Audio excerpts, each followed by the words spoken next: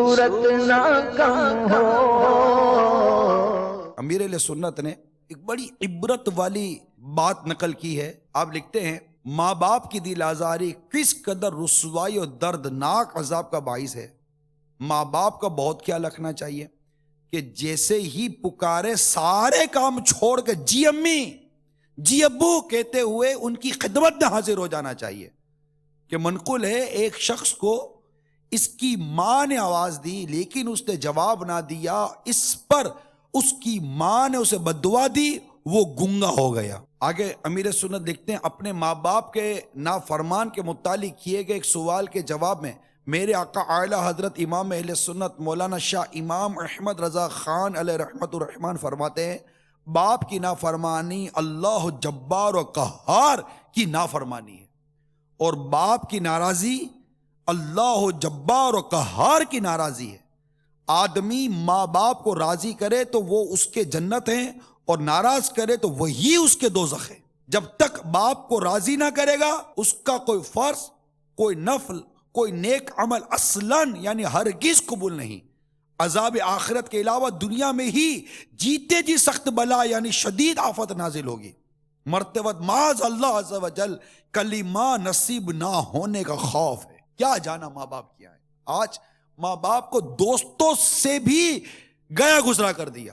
ارے دوستوں کے لیے ٹائم ہے، اپنی سہیلیوں کے لیے ٹائم ہے، نہیں یہ وقت تو ماں باپ کے لیے نہیں ہے. آج ماں باپ سے کوئی دو باتیں کرنے کے لیے تیار نہیں، ماں باپ کو اپنی طرف سے کوئی خوشی دینے کے لیے کوئی تیار نہیں ہے. جبکہ اعلیٰ حضرت امام اہل سنت ایک جگہ پر فتاوی رضویہ شریف میں لکھتے ہیں کہ والدین کو راضی رکھنا یہ بھی واجب ہے، یعنی وہ عمل کرے جس سے یہ راضی ہوں، جس سے ان کو خوشیاں نصیب ہو. ایک تو طرح بات ماننی ہے اور ایک تو وہ عمل کرنا جس سے ماں باپ کو خوشی نصیب ہو، ماں باپ کی اس میں رضا ہو.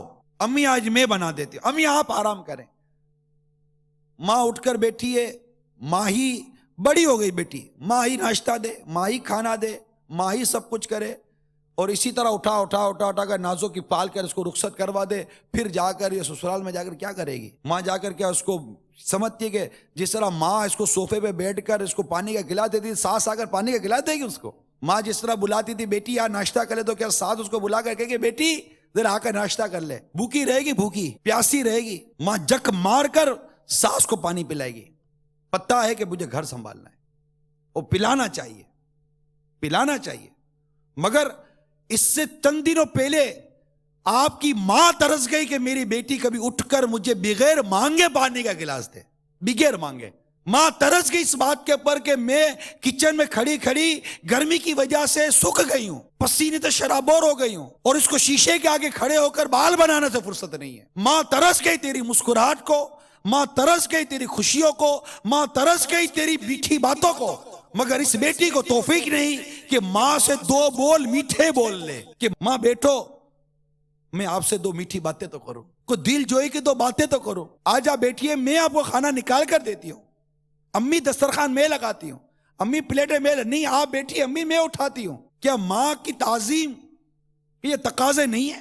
کیا ماں کے ادب کے تقاضے نہیں ہیں؟ میرے آثار کا صدقہ الہی میرا جذبہ کسی صورت نہ کم ہو.